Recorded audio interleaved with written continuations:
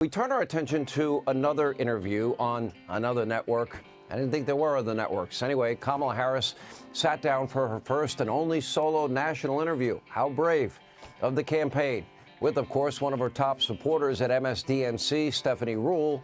Now, she's a big supporter of Kamala Harris. She is rooting for Kamala to win. That's fine in my book. She's a radical left-wing talk show host. Needless to say, this was not a hard-hitting interview with a nonpartisan reporter. By the way, that's okay. I interviewed Donald Trump. I definitely want Donald Trump to win. I'm not shy about it. I say it all the time. We are both members of the press. She fancies herself a journalist. She's not. She's a talk show host like me. I'm honest about who I am. Sean Hannity's voice dripped with sarcasm as he launched into his nightly monologue. The Fox News host's agitation was palpable, his words tumbling out in a rushed cascade of criticism aimed at Vice President Kamala Harris and the media. But this was just the beginning of what would become a multi-day meltdown, broadcast live to millions of viewers across America.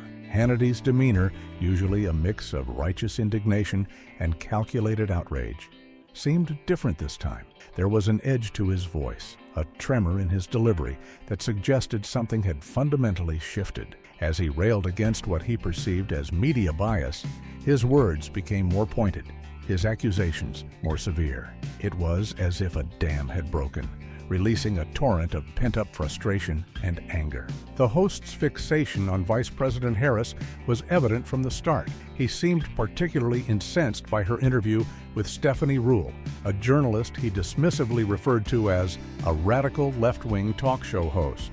Hannity's attempt to draw a parallel between his own interviews with Donald Trump and Ruhle's with Harris only served to highlight his growing agitation. His insistence on his own honesty came across as defensive, a preemptive strike against imagined accusations of hypocrisy. As the days progressed, Hannity's fixation on the Democratic administration intensified. His rhetoric became increasingly heated, particularly when discussing President Joe Biden's debate performance. Biden's performance was the single biggest disaster I have ever seen in a presidential debate in the history of this country, televised debates. A complete, total train wreck. From his opening words, he sounded awful. He looked even worse.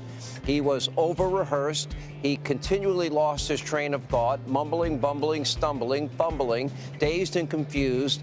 And this all after one full week of prep, at times totally incoherent.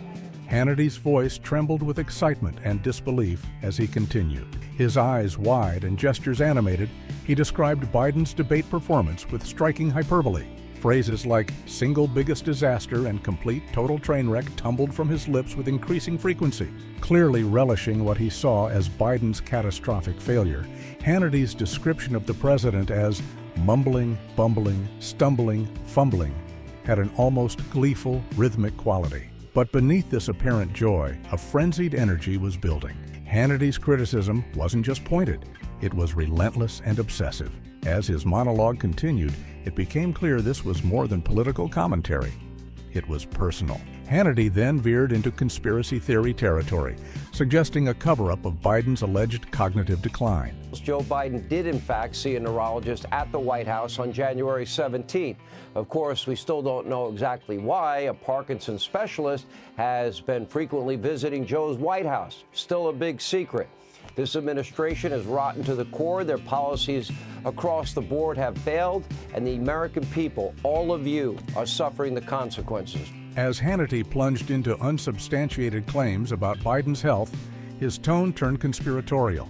He leaned in, voice lowered, as if sharing secrets. Mentions of neurologist visits and Parkinson's specialists were delivered with grave importance, suggesting a major scandal.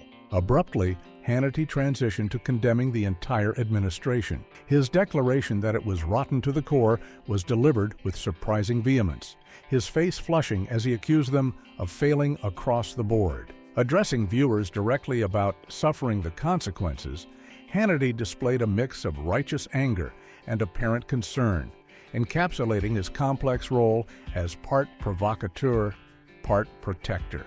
As his composure further unraveled, Hannity fixated increasingly on Vice President Kamala Harris, unleashing personal attacks. Vice President Harris is toxic, radical, extreme in every way.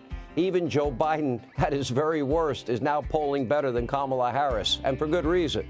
Don't forget, she ran for president in the last Democratic primary. She didn't even make it to Iowa, and didn't make it to New Hampshire and Iowa, dropping out in 2019 after polling in the single digits. Even now, voters think Vice President Harris is unlikable. And the constant nervous laughter and the giggling vice president is quite off-putting, to say the least. Hannity's tirade against Vice President Harris took on a manic quality. He rapid-fired, toxic, radical, extreme, each word punctuated with a sharp gesture. A smirk played at his lips as he compared her unfavorably to Biden's polling numbers. Recounting Harris's failed 2020 primary campaign, Hannity's tone grew gleeful. He emphasized her poor polling and early exit, his voice rising in pitch. His repetition of Iowa added to the increasingly unhinged quality of his delivery. Hannity's final jab at Harris's laugh was delivered with a sneer, his face contorting in an exaggerated imitation.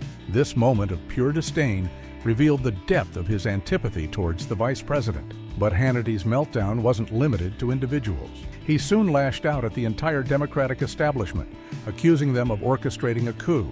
I don't know, looks like a coup d'etat to me, by a bunch of Washington bosses, Hollywood liberal elites, big money elites to keep control of the White House one way or the other.